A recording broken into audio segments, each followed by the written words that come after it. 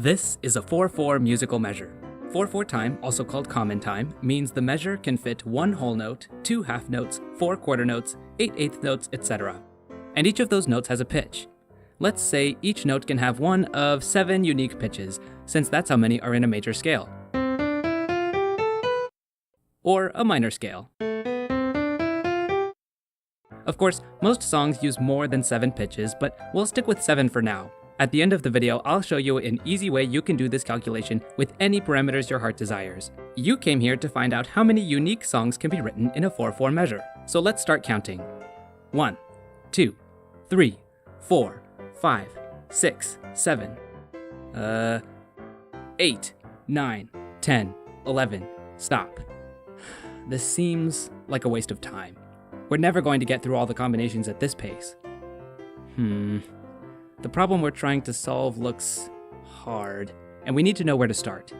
Counting possibilities like this is a good way to test the waters and make some observations. That's how I originally started tackling this problem, and here's one observation we'll make right away. If a whole note can be split into half notes, and half notes can be split into quarter notes, then where does the splitting stop? There's no rule in music theory saying the notes can't be infinitely small, so you could have an infinite number of musical compositions just by subdividing the notes forever. I'm not really happy with that answer, especially since most songs don't use anything smaller than, like, 16th notes. A composition like this would be unconventional, to say the least. So let's set another limitation and say that our notes can't be any smaller than 16ths. Again, any parameters your heart desires at the end of the video. Let's keep counting. 11, 12, 13, 14, 15, 16, 17, 18. Okay, new observation. This half note has 7 possible pitches, but for each of those 7 possibilities, this half note has 7 possibilities. So let's skip the counting altogether and call this 7 times 7, 49 arrangements of 2 half notes. Now that that's done, let's look at smaller notes. We could split both of these half notes into quarter notes, or we could just split the left half note into quarter notes, or we could just split the right one. And these would all count as unique rhythms that we need to account for. And that'll get even harder to keep track of when we split the quarter notes into eighth notes, and the eighth notes into 16th notes. Yikes. Let's try something different. Instead of starting with a whole note and dividing, let's start with 16 16th notes and try grouping them. For example, if we group them like this, they become 4 quarter notes. Like this, and they become 1 quarter note, 2 eighth notes, 1 16th note, 1 dotted eighth note, and then 1 more quarter note at the end. Now we've got a much easier problem. If we just figure out how many ways these 16 16th notes can be grouped, that will tell us how many rhythms are possible. But that doesn't take rests into account. Where did you come from? Rests. You know, the silences in between notes. Oh yeah, so just like regular notes, rests can have any arbitrary duration really. You can have half rests, quarter rests, eighth rests. So actually we can just work with the regular notes and say that each of them can have one of 2 possible states. Either it's a note or a rest, either it's a sound or a silence. In fact, we could just say that each note has a total of 8 possible variations. It could be one of the 7 pitches on our scale, or it could be a rest. So we'll come back to this. First, we need to focus on rhythm. How many ways can these 16 16th notes be grouped? Well, let me ask you this. How many ways can 16 be written as a sum of other numbers? Those are called compositions. Welcome to combinatorics, and asking how many compositions of 16 there are is the same as asking how many ways 16 16th notes can be grouped. As luck would have it, our good friend Wikipedia provides an easy way to calculate how many compositions of 16 there are. This method works for any number, so let's start with an easier example. Compositions of 4. We write 4 ones in a row, separated by boxes. There are 3 boxes, one less than the number of ones, and each box can either have a plus or a comma in it. If I fill the boxes like so, it becomes 1 plus 1, 1 plus 1. That simplifies to 2, 2, and there we have one possible composition of 4. If we fill the boxes differently, it produces a different composition. Every time. In this case, we find there are 8 compositions total, but to figure out the number of compositions without having to list them all by hand, we'll use the following formula. We'll go 2 possible states for the first box, times 2 possible states for the second, times 2 states for the third. That's 2 to the power of 3, or 8 compositions. So the solution is just 2 to the power of however many boxes we have, which is always 1 less than the number of 1s. Therefore, the formula for the number of compositions for any number n is 2 to the power of n minus 1. To calculate how many compositions of 16 there are, all we gotta do is input 16 in the formula. 2 to the power of 16 minus 1 is... Wow, I'm glad we didn't try counting by hand. So there's our clear answer for how many rhythms are possible, but how does pitch tie into that? Remember, we've accounted for all possible durations of notes, but each note still has 8 pitch variations, 7 possible pitches, or a rest. This is where I got a bit stumped. We know how to calculate the number of rhythm possibilities and the number of pitch possibilities. Now we need to figure out how to put the two together to calculate the total number of overall possibilities.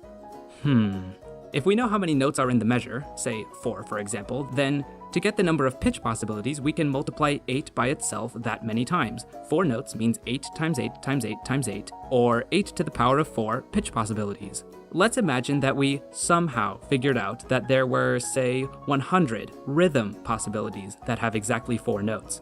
Then we'd just multiply the number of pitch possibilities by the number of rhythm possibilities to get the total number of possible measures that have exactly 4 notes. If we could repeat this for measures that have exactly 1 note, exactly 2 notes, exactly 3 notes, 5 notes, 6 notes, all the way to 16 notes, and we added all those possibilities together, then we would have our grand total.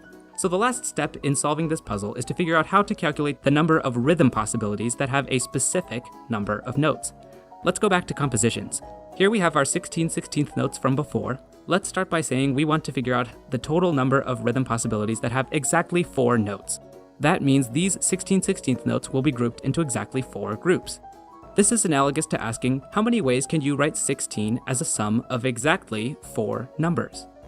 If we break it down again, we've got 16 ones, each separated by a box, and like before, each box can either have a plus or a comma in it. But this time there's a small difference. Let's ignore the pluses for a moment because the commas are what's important here.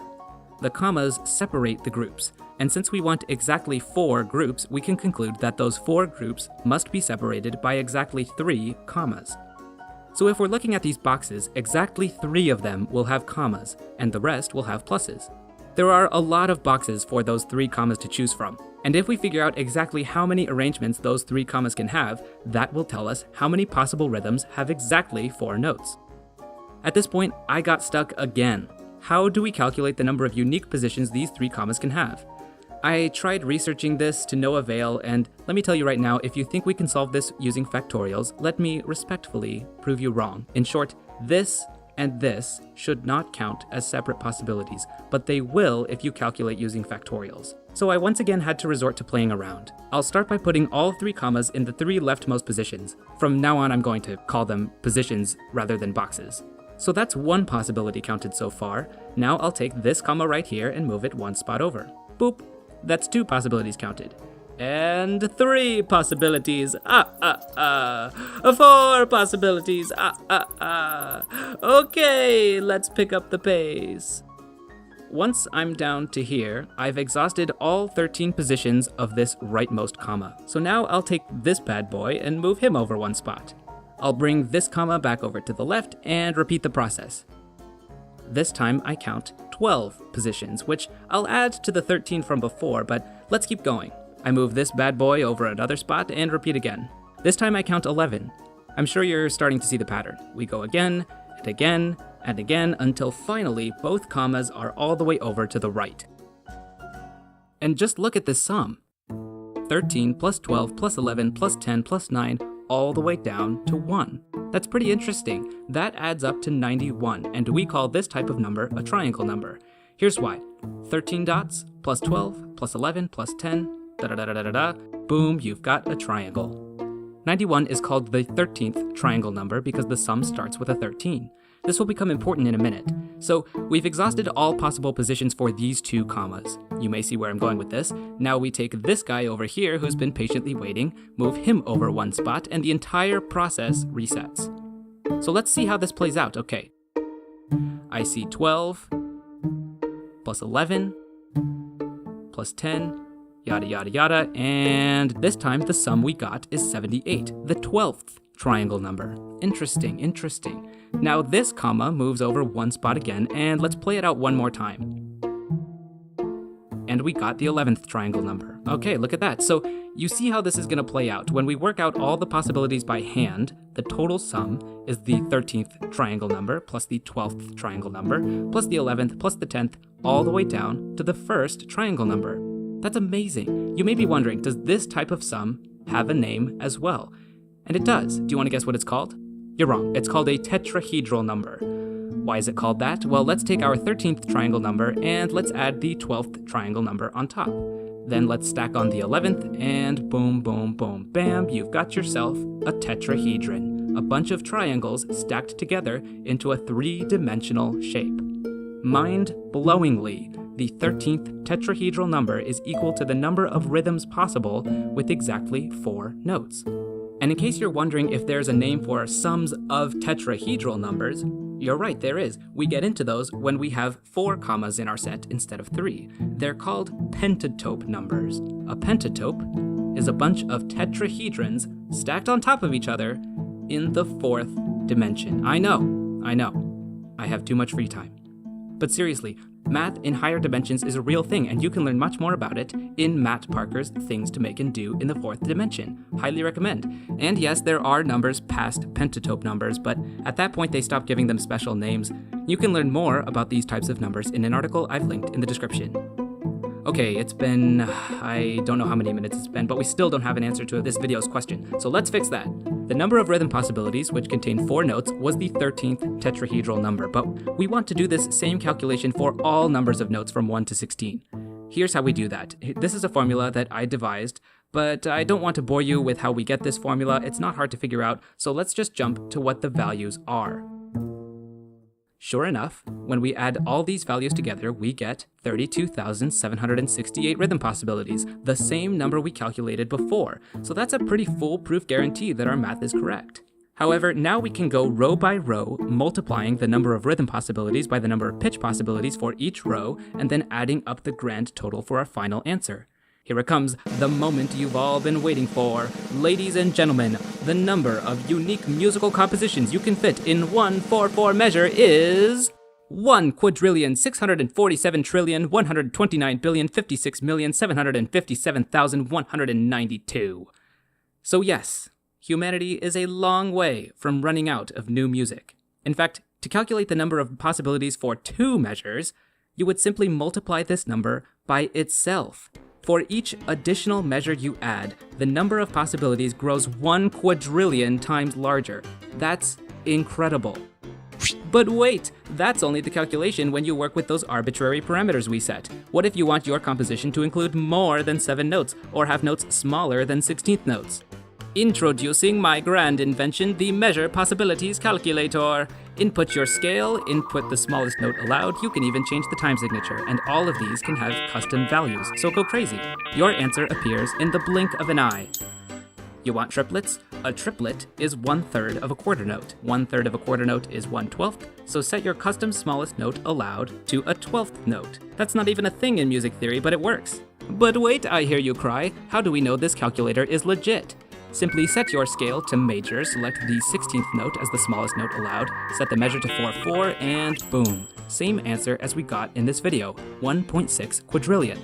And as further evidence, set the smallest note allowed to a whole note.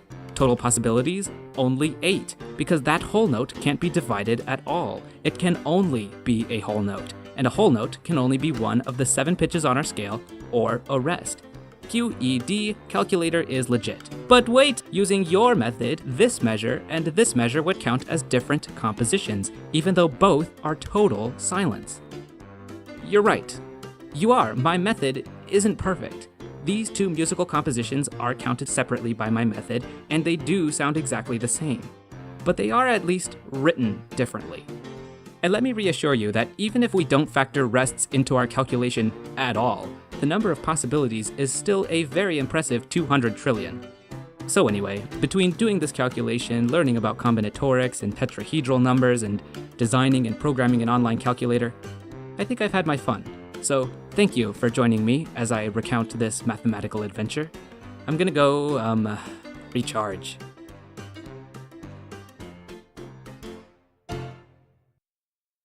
One quadrillion, 100 and... 1 quadrillion 129 billion 5. Oh, dang it.